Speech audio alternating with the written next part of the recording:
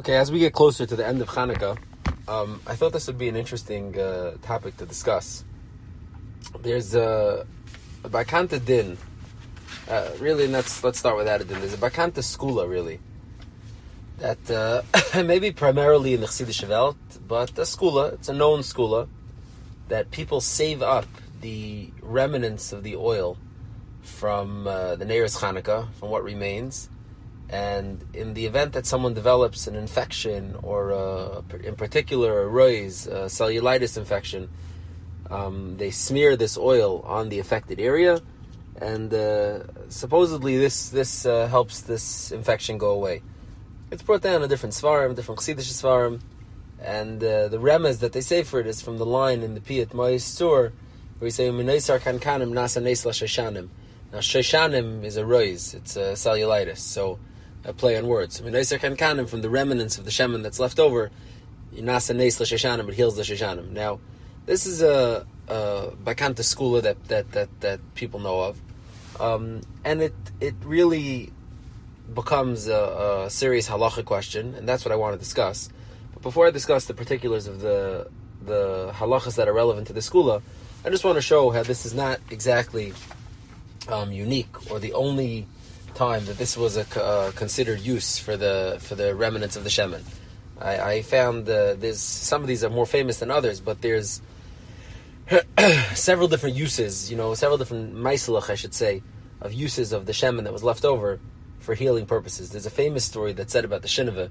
The Tzanzi Rav had his oldest son was the Shineva.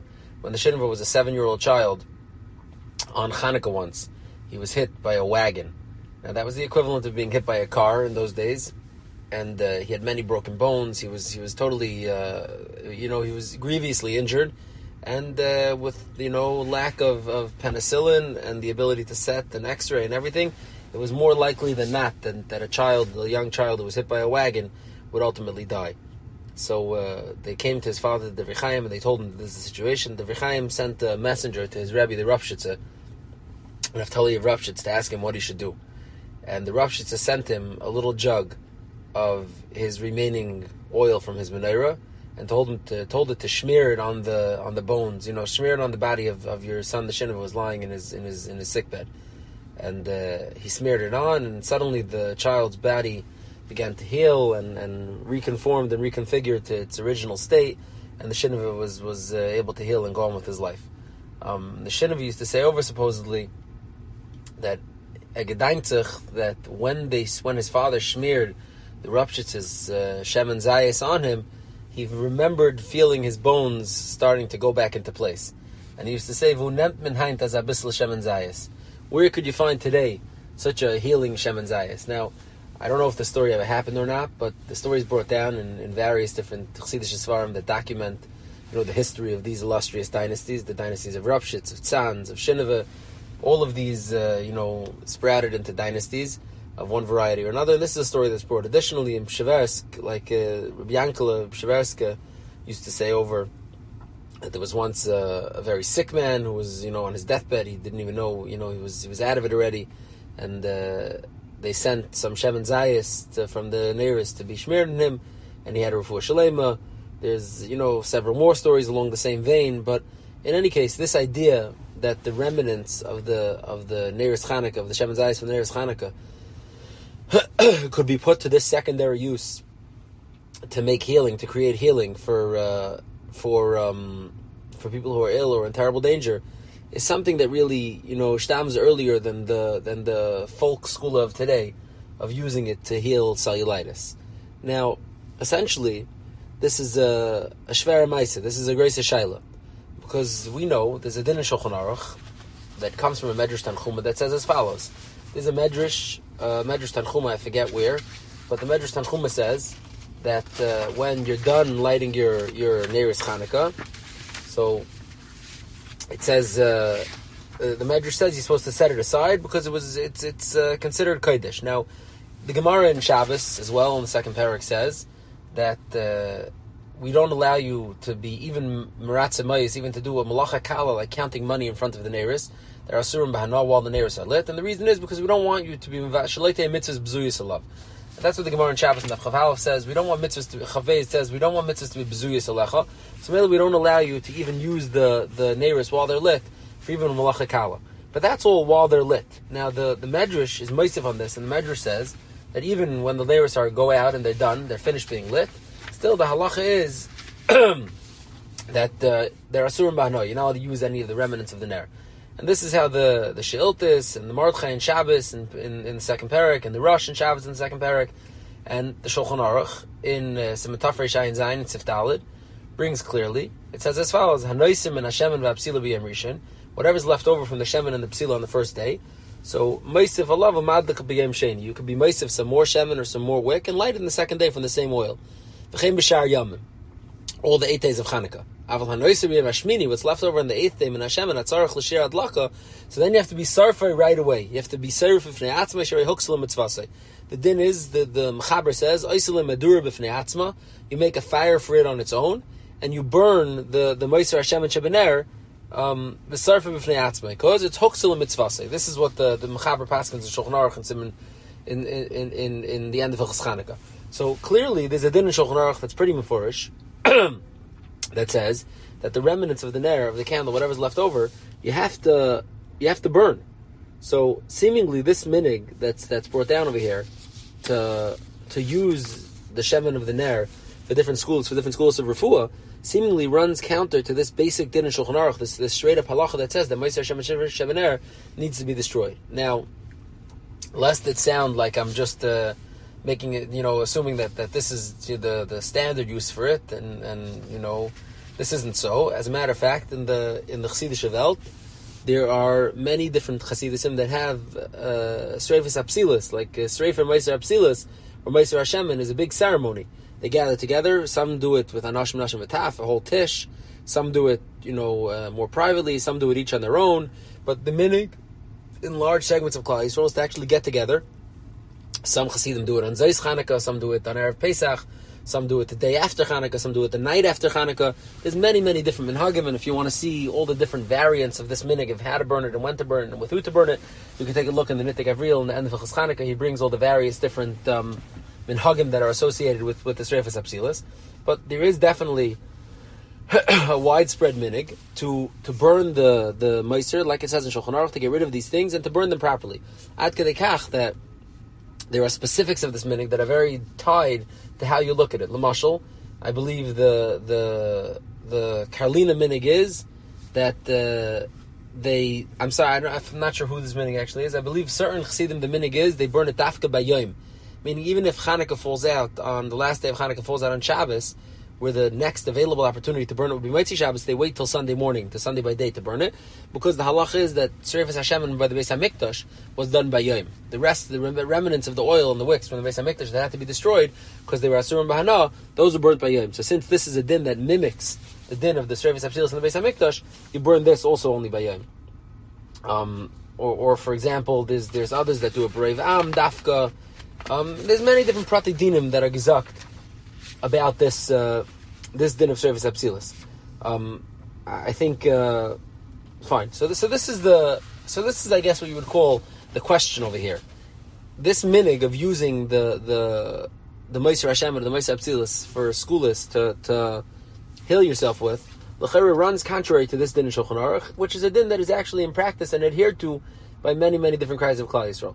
So there's a few pratim in the halacha that are relevant that make this easier to understand, and that is as follows. If you look in the Mishabura tells us clearly that this din of Sreifas Apsilis and Meiser Hashemen really only applies to Shemen and Apsilis that are necessary for the core shear of Hadlakas Neiros. Meaning, we know that Hadlakas Neiros has to be for a half hour. That's the core shear. Any amount of oil or wicks that are needed for the core shear of Hadlakas Neiros, those are mechuyev in Sreifa if they don't get used up. But things that are extra that make it burn for an additional amount of time don't have these dinim. So now that's component number one, and this is a big mavuch in the Paiskim, exactly what is considered, how much bizman hazeh, how much shemen is needed, what is considered the amount of shetech l'regel min hashuk, and that's a sugya for itself. Additionally, there's another nekuda that's relevant over here, is the nekuda of making a t'nai. The Mishabura writes this already, and this is brought from many poskim. From the Beis Yosef brings it down already. It's Machlekes HaPoskim, but this is brought down from many poskim that you could make a tnai that the Moshe Shebeshemen shouldn't be aser. And if one makes a tnai, then no problem. They could set aside this Moshe Shebeshemen and use it for whatever they want afterwards. They could throw it out. They could use it for anything else. That is the din. So these two components make that Bizman Hazeh, that this is a known thing that some people want to save their Shemen Zayis, the remnants of their menorah, to use for these various schools for refuah. So it's pasha that there's the ability to save these things or to set them aside and never have them be included in the Yisra Hana in the first place. So this is simple workarounds that are available to us because of the various different Machlekes HaPoskim that exist, Mamash Afanarot in this matter, and that is a simple workaround to allow these schools. Now, there's an additional element worth considering over here, and that is the idea of Bechlal doing Torah and mitzvahs as a school for refuah, as for, looking at Torah and mitzvahs as a way to heal your physical body, and not just as like a davar ruchni, as a mitzvah or a davar ruchni. Now, it's pasha to us that the pasuk says clearly that V'haya im Shemaya, if you're going to listen to all the mitzvahs, so the pasuk says Kol ha'machla shesamti b'Mitzrayim le'asam alecha. All the machla, all the illness that I put on Mitzrayim, I won't put on you. Now, the Pashup Pshat obviously is the Einshim that were visited on Mitzrayim won't be visited on Klal Yisrael. But many also took out of this pasuk to mean that Kol HaMachla Shesamti b'Mitzrayim, all the different various illnesses, all come from certain lack or certain, not up when you're not up to snuff in certain ruchnistic inyanim. So it has a representation in the physical also, and the physical ailments could be healed or could be avoided completely by being where you're supposed to be at with all the Torah and the mitzvahs. Now, that, so to speak, frames Torah and mitzvahs as in a certain sense, as a refuah to certain illnesses. Now, the Mekubalim, and this is, above my pay grade, but exists in the Kabbalah world in many different versions, is that there are many Sifrei Kabbalah or Mahalchim of Kabbalah that very much tie in specific parts of the body to different mitzvahs and inyanim, meaning the body itself is a representation of the various different spheres and elamis and mitzvahs and abilities, so that to the point where certainly one who's well versed in this would be able to so to speak point a finger at a certain mitzvah or a certain inyan as a skula or as a refuah for certain specific bodily ailments. Now, I once heard a story about the Netziv. I don't remember where I saw it or heard this from, but it's Yidua that the Ramban Al Torah was, the Ramban says that he's against doctors, so to speak, even though the Ramban himself was a doctor, I believe. But he said he's a Male Reifah Beis Yirei Elikim, meaning someone who has Yiras Shamayim, who deals with Hashem directly. What does he need a doctor for? Now, there were Yechidei Skula throughout the Deiris who were makbid on this, not to go to doctors and to heal everything in a ruchniistic way, but obviously the Hamoinam and the regular, like the Gemara Baba Kama says, we the regular, Amcha, the regular rank and file of Klais will always believe that of course you could go to a doctor and you could get healed. Now, in the last dar, a few days ago, the Netziv, the Reshiva Valazhin, it seems he was from those who tried his best to stay away from doctors. And when he would be under the weather or he'd be ill, he would try to figure out what he needed to be misaken and what he did wrong that he felt could lead to the Yeshua that he needed, and he would be healed. Now, it came one time that the Netziv was ill. He couldn't exactly put his finger on it, and he asked for a doctor to come. And his family was a little bit taken aback. This was not his minig, but, he wanted a doctor. They called the doctor. The doctor came, and the Netziv sat with him to try to ascertain what's wrong with him. He told him his symptoms, etc. And the doctor told him, from what I can understand, you're having, ABC issue in certain area of your body, and it's spilling over to here, and it's creating these feelings that you're having. And then the doctor explained, so to speak, what the origin of his malay was. Now, before the doctor could even tell him what the remedy is or what he would prescribe, the Netziv told him, thank you for your time. He paid him and he sent him on his way. And everybody was stunned. If you called the doctor already, why are you sending him away without getting the refuah? Well, what's the point of having a doctor to diagnose you and then not actually get healed? To which the Netziv told them, my struggle over here was to figure out where the makar, what the shirish of this illness was, so that now I could know how to rectify it on my own. I don't need him to rectify it. I'm going to get to work now and try to fix it, in a ruchnistic way, fix it from the source.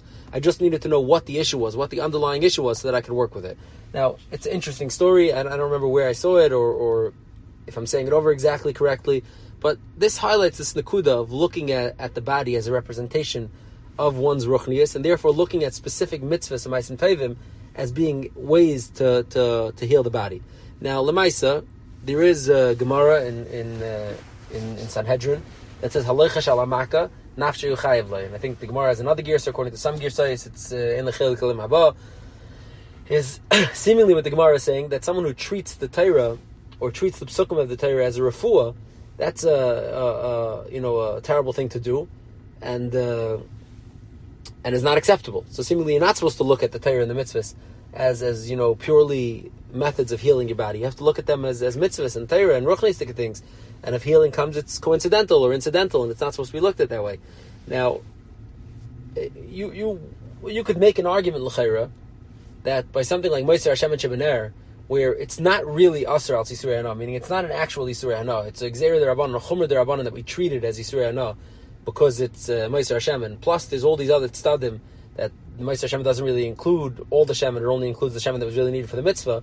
So you could make maybe a case that this is Gufa, covered for the mitzvah, to look at the Shirayim of the mitzvah and to say that even something that was once connected to a mitzvah is so potent and so powerful that it could create such healing, is itself a form of deference and derech eretz to the mitzvah, and not a way of diminishing it and saying it's just purely physical, but just food for thought. Now, along this nakuda, just one more nakuda, and I'll leave with this, is there's a famous tshuva from the Be'er Sheva. The Be'er Sheva in Tshuva Lamed Vav has a shaila. I'll read you the shaila, it's an interesting shaila. It says, Neshalti, Goy Shabika Sheyitnu Le Mezuzah, a guy who asked that they should give him a mezuzah, V'roitze L'kvaya B'Pischa, he wants to be kaveyan in his doorway, V'ekel Amechash Mishum Eva, he's going to harm the Jews. Is one allowed to give him a yid allowed to give him a mezuzah or not? Now in this case, the guy is clearly using the mezuzah only as a shmira ba'alma. The guy has no shaykhs to the mitzvah. And really the question over here is could you give the guy the mezuzah? Could you treat the mezuzah as a shmira ba'alma? Now it happens to be that even amongst Yiddish Kreise, there's many different schools that are done with mezuzahs.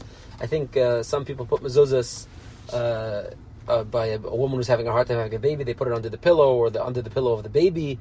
There are different schools that are gesagt, with the mezuzah. And Ba'atzim, the Gemara itself, the Gemara of Edzar, when it describes the mezuzah as a shmira for a bias. That's the whole story with Uncle Hager and those who came to get him. So mezuzah itself is described even by Chazal as a shmira.